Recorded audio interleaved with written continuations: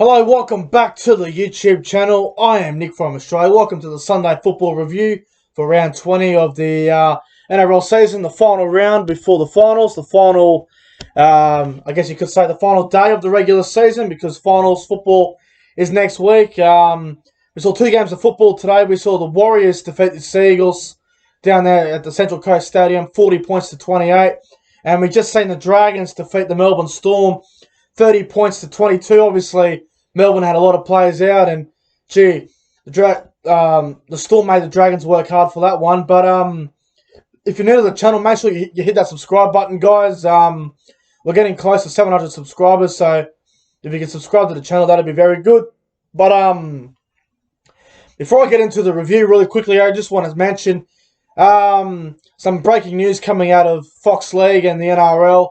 The Brisbane Broncos have appointed Kevin Walters as head coach of the Broncos for the 2021 season. And just want to say really quickly, in my opinion on it, I think it's a great thing for the Broncos, and I think it's the perfect position for Kevin Walters. I don't think he'll be the Queensland coach. He'll probably be allowed to coach this year's Origin Series and then probably go into the Broncos around late November, December. So obviously, big news there for the Broncos, and I think Kevin Walters will do a great job at Brisbane, and I think it's the perfect signing for the Broncos, and I think they've made the right decision and on getting Kevin Walters as head coach. So good luck to Kevy. I think he'll do a great job at Brisbane, and good luck to the Broncos in the future. But let's get into the Sunday Football Review, guys. Let's go back to the first game today, which was at 2 o'clock. The Warriors defeating the Seagulls, 40 points to 28, and you know, Manly started this game brilliantly. They scored the first try there through Ruben Garrick. The pass from Cherry Evans to Ruben Garrick was absolutely magnificent. I thought it was one of the best cutout passes to a winger this year. It was a brilliant try. And then not long after that, Corey Waddell scores for the Seagulls. They were leading 10 points to 0. And then about 5 minutes later, Cody Nikorima scores for the Warriors. And then Elias Katoa scores. And then Adam Kieran scores. And then Paddy Herbert scores. And it was a very high-scoring first half, and then after that, it was Katoa again, and then right before halftime, it was Miski for Manly. The Warriors led at halftime by a little bit, and then in the second half, the Warriors would score 2 tries in 10 minutes, with Adam Kieran getting 2 more. He had a hat-trick this afternoon, and then Manly would score a couple late ones with Paseka in the 69th minute, and then Brad Parker at the 77th minute. But my opinion on this game, it wasn't a brilliant game of football. Defense was thrown out the window. It was all about attack. There was nothing to play for. I think the winner would finish 11th on the ladder, and the loser would end up about 12th or something. But I'm just going to say, the Warriors, for mine, they are building to something special. I think they have a really big future ahead of them, the New Zealand Warriors. I think the halves of Cody Nikorima and Chanel Harris-Tavita are the future for the Warriors going forward. I think next year they're going to be a really dangerous team. Obviously picking up Ewan Aitken next year and Nathan Brown as the head coach of the Warriors. I think the Warriors definitely have the backline next year to do some good things. I think the fullback's going to be a lot better. Obviously getting Ben Murdoch-Masila to the club. And I think the Warriors next year may improve a lot more than what they did this year. And today I thought they were really good. Defensively, both sides were really poor. It was a good win for the Warriors. But as for the Seagulls, I thought they were really disappointing. They started off well, got out to a 10-0 lead, and they just could not defend. I think Manly's problem is they just don't seem to trust each other in the defensive line. Instead of sliding across field and trusting your teammate on the inside and the outside, what they're actually doing, they're running across instead of sliding across. And when you run across, then the attacking side's going to find gaps, and they're going to create opportunities. And the defensive team, Manly, they were in all sorts, and I thought they were really poor. But I think Manly's problem is they haven't got a good hooker. Danny Levi is a decent young player. Now, I think he's got potential at a different club to do really, really well. But at a club like Manly, who really should be in the top 8, and they've had a really poor year, the Seagulls. And I think in the off-season, no knock on Danny Levi, but I think Manly need to go out and sign or try and look for a really good hooker or develop someone young or something, because I think they're they're a team now who could be a little bit overrated, to be honest. You know, last year they had a great year. Des Hasler's first year back last year in 2019. Manly looked like a really good side, and they did really well last year. This year, expected to make the finals.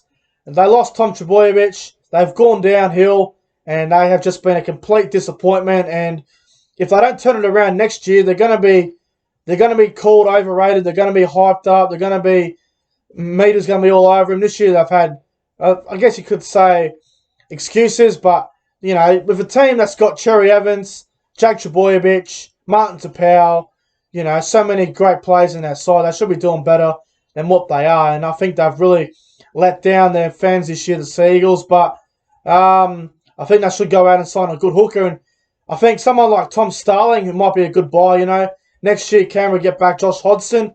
Tom Starling might not get many minutes. Maybe Manly could go look at someone like Tom Starling. Maybe go to the Super League and look at someone like Darryl Clark. I don't know, but I think Manly need to get a good hooker and maybe sort out some of their outside backs. But I thought they were disappointing today, and I thought the Warriors were way too good. Their attack was really good, and Manly really struggled in defence. But for the ratings in this game, I'm going to give the Sea Eagles performance a 4 out of 10. Thought they were disappointing. And I'm going to give the Warriors performance a 6 out of 10. Like I said, defence was terrible, and it could have went either way today. But my top 3 on ground for this game, I'm going to go. Number 3 is going to go to Cody Nikorima. I thought he was really good. Number 2 is going to go to Eli Katoa. And number 1, my man of the match, it's going to go to Adam Keighran. I thought he had a really strong game. So Adam Keighran is my man of the match. Now let's go to the game that we just seen. The Dragons 30, the Melbourne Storm 22. Melbourne, wowee, they stuffed this game really. They really stuffed this game up. I think they scored 3 tries. They started off with Momorowski scoring, Shandor Earl, and then Chris Lewis, the former school teacher. And it was 12-0 to Melbourne. They couldn't kick goals for their life. Pappenhausen missed a couple of shockers there. And then Matt Duffy scored in the 22nd minute, and I think it was 12-6 or something. And then Frizzell scoring, what was it? Isaac Lumi scoring, it was 16-6. And then Frizzell scoring before half-time. It was 16-12 at half-time in favour of the Melbourne Storm. And then the Dragons, they pretty much went berserk, didn't they? Zach Lomax scored a penalty try, which I think was the right decision. He was taken out. I think that was the right decision there. The Dragons led 18-16 at that stage. And then Matt Duffy scoring a try with a great run from Cameron McGuinness. Back on the inside of Duffy. The Dragons lead that game there, 24-16. And then, who scored the next try? Nico Hines scoring for Melbourne off a nice little kick. Bit of a lucky try. And then it was 24-22. And then with a couple of minutes to go, the young 5'8", reminds me of Cody Walker, put in a beautiful kick, a little chip kick for Tyson Frizzell to score his second try. And the Dragons went on to win the game, 30 points to 22 now. Melbourne had a lot of players out. There was not much they could do. They didn't have anyone big playing for them except for probably Ryan Pappenhausen. And, they didn't really have a lot of players playing. They pretty much had a Queensland Cup side today in Melbourne. The Dragons, they probably should have won this game by more than 8 points with the team they fielded. But, you know, in saying that, last game of the year, this game could have went either way. It was a toss of the coin sort of game. But the Dragons, they found a way to get the win. They won for Tyson Frizzell, which I thought was good. I thought he had a really good game as well. Tyson Frizzell, I thought Duffy played very well. Lomax was good. Jaden Sullivan was absolutely outstanding. Cameron McGuinness, you know what you're going to get from him every week. Blake Laurie was good. Now, that tackle on Blake Laurie, I think it was the dangerous hip tackle or whatever it is, that was fucking disgraceful. There needs to be a 3 to 4 week suspension for that. That was dangerous, it was careless, and it was ridiculous. So, I think a couple of Melbourne players could be facing the judiciary this week because I thought that was disgraceful. And you can't be doing those tackles. They're just so fucking dangerous. But, you know, overall, it was a very entertaining game of footy. I thought it was probably the best game of the day, to be honest. Very high scoring, very entertaining game of footy. And the Dragons, they found a way to win in the end. And good luck to the Dragons for next season. And congratulations on the win. Melbourne, they'll be fine. They didn't play anyone today. I don't think they barely had anyone playing. But Well done to the Dragons on winning that game. My ratings for this game, I'm going to give the Melbourne Storm's performance a 5.5 out of 10. Thought they were all right, especially with the team they had fielded. They had a lot of big-name players out. They had half their roster out, to be honest. And I'm going to give the Dragons' performance here a solid 6.5 out of 10.